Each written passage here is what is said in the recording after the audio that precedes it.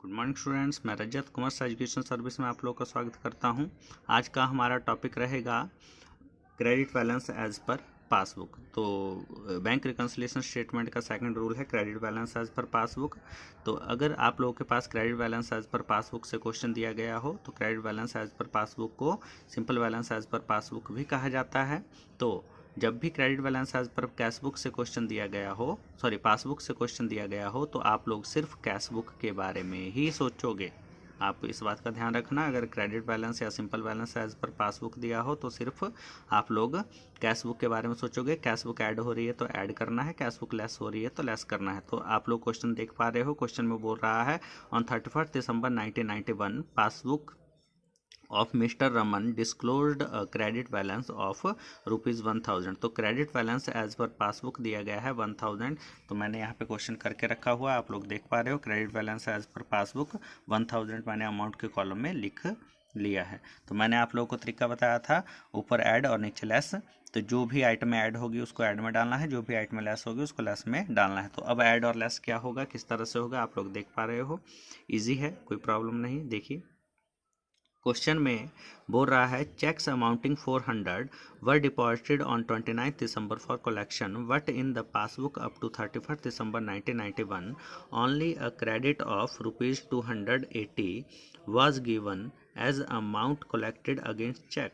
बोल रहा है कि 400 के चेक 29 दिसंबर को डिपॉजिट करवाए गए, पर उसमें से सिर्फ 280 रुपये के चेक ही 31 दिसंबर 1991 में डिपॉजिट हुए, बाकी डिपॉजिट नहीं हुए। तो मैंने आप लोगों को causes of difference between cash book और पासबुक करवाया था, उसमें आप लोगों के पास साफ साफ दिया गया था कि checks deposited into bank but not credited. तो सिंपल सी बात है, चेक बैंक में डिपॉजिट करवाए पर अभी तक क्रेडिट ही नहीं हुए। तो कितने क्रेडिट नहीं हुए, 400 में से 280 लेस करो, 120 अभी तक क्रेडिट नहीं हुए।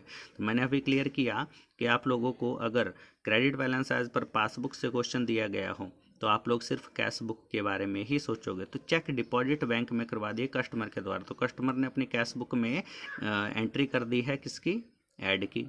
तो आप लोग देख पा रहे हो, कस्टमर ने अपनी कैश बुक में ऐड की एंट्री कर दी है। कैश पासबुक के बारे में नहीं सोचना है, सिर्फ कैश बुक के बारे में सोचना है। कैश बुक ऐड हो रही तो ऐड कर दो, लेस हो रही तो लेस कर दो। तो मैंने भी सेम वैसा ही कर दिया, checks deposited but not credited by bank. तो मैंने ऐड कर दिया 120, क्योंकि मैं सिर्फ यहाँ पे कैश बुक के बारे में ही सोच रहा हूँ।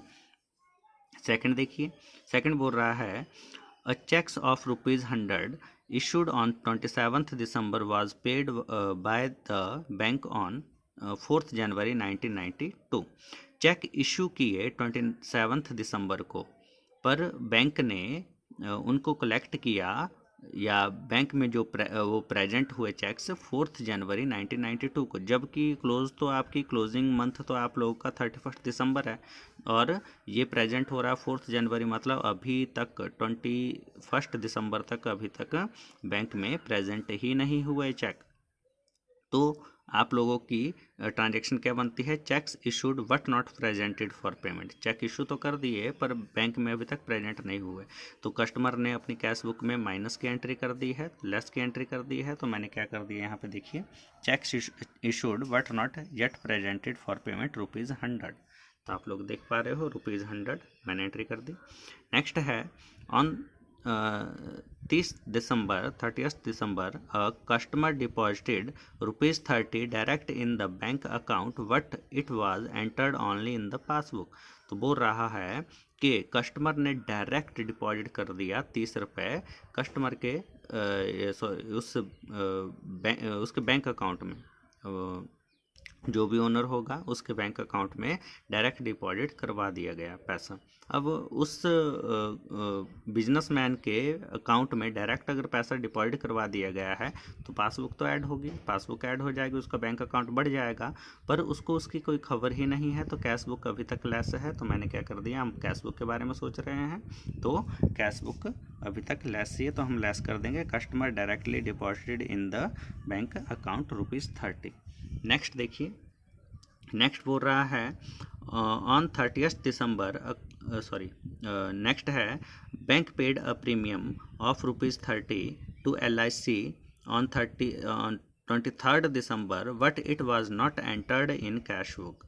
इंश्योरेंस प्रीमियम पे किया गया बैंक के द्वारा। तो पासबुक लेस हो गई, हम कैशबुक के बारे में सोच रहे हैं। कैशबुक अभी तक ऐड है तो हमने क्या कर दिया, इसको ऐड कर दिया। आप लोग देख पा रहे हो, insurance premium paid by bank ₹30 add कर दिया। नेक्स्ट बोल रहा है a discounted bill receivable of ₹148 was returned dishonored by the bank on 27th December. The entry was made in cash book in journey। तो क्या बोल रहा है कि बिल रिसीवेबल बैंक में डिपॉजिट कराया, बट बैंक ने क्या कर दिया, उसको डिसऑनर्ड कर दिया, बैंक ने उसका बेचान कर दिया, बैंक ने उसको वांस कर दिया। सिंपल सी बात। तो जब बैंक ने वांस कर दिया तो पासबुक तो लेस हो गई, पर अभी तक कैश बुक जो कस्टमर ने बैंक में डिपॉजिट करवाया था बिल, तो कस्टमर तो यही मान रहा है कि मेरा अकाउंट जो है बढ़ जाएगा, क्रेडिट हो जाएगा, पर ऐसा नहीं हुआ। तो उसने अपनी कैश बुक में तो ऐड की ही एंट्री की हुई है। तो मैंने बोला कैश बुक के बारे में ही सोचना है।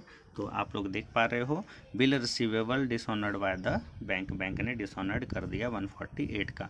तो रूल वैसा ही है, जो ऐड है मैंने ऐड कर दिया। 298 इनका टोटल आया और 1000 में ऐड कर दिया तो 1298 आया। और लेस में मैंने यहाँ पे टोटल किया, देखिए लेस का टोटल आया 130, और इन दोनों को 1298 से 130 को लेस किया तो मेरे पास आ गया 1168। अब ये आया क्या, यह आया debit balance as per cash book. ध्यान देना, मैं फिर बोल रहा हूँ, अगर credit balance as per passbook से क्वेश्चन दिया गया हो तो debit balance as per cash book पे एंड करोगे। देख पा रहे हो, तो ये आप लोगों का पूरा कंप्लीट क्वेश्चन है। इस तरह से आप लोग बैंक रिकन्सिलिएशन स्टेटमेंट का सेकंड रूल करोगे। धन्यवाद, मिलते हैं कल नए टॉपिक के साथ।